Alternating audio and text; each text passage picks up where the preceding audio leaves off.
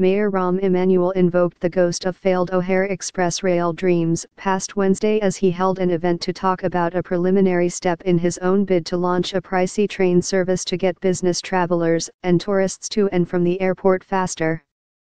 Emanuel stood in former Mayor Richard M. Daley's mothballed White Elephant CTA superstation in the Block 37 retail development in the Loop to announce his administration had sent out a request for qualifications to solicit firms that think they would be able to do the work. One of the potential routes outlined would use the Block 37 station as its endpoint, running along the existing Blue Line route along the Kennedy Expressway. Ginger Evans, Emanuel's aviation commissioner, previously ruled out updating the cavernous, unfinished Block 37 space to become the downtown terminus of the express line, citing technical concerns raised by local transit officials.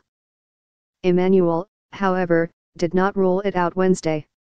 He said the paperwork the city put out does not specify the downtown station has to be in Block 37, but he wants to hear from firms about their ideas.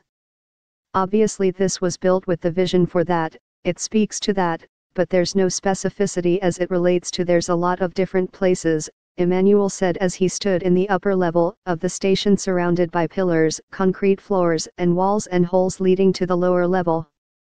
Obviously this has a prime target or a prime idea for it.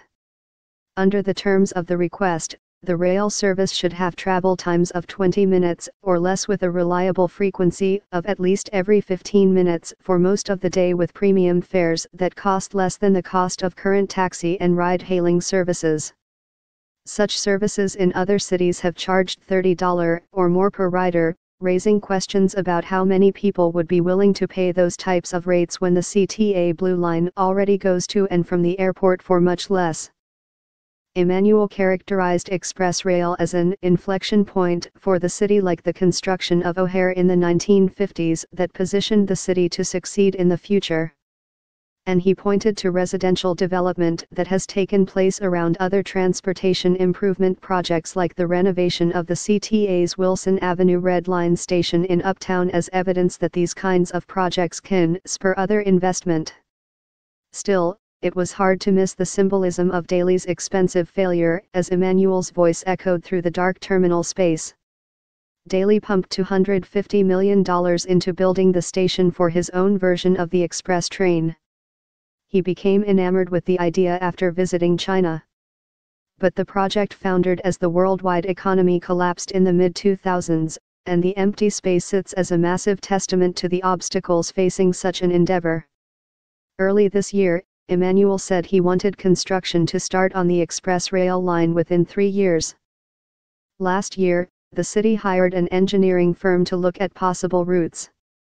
Evans also announced the city would look for a private company to cover construction costs and operate an airport express system. Instead, she said, public money likely would go into building new stations at O'Hare and downtown.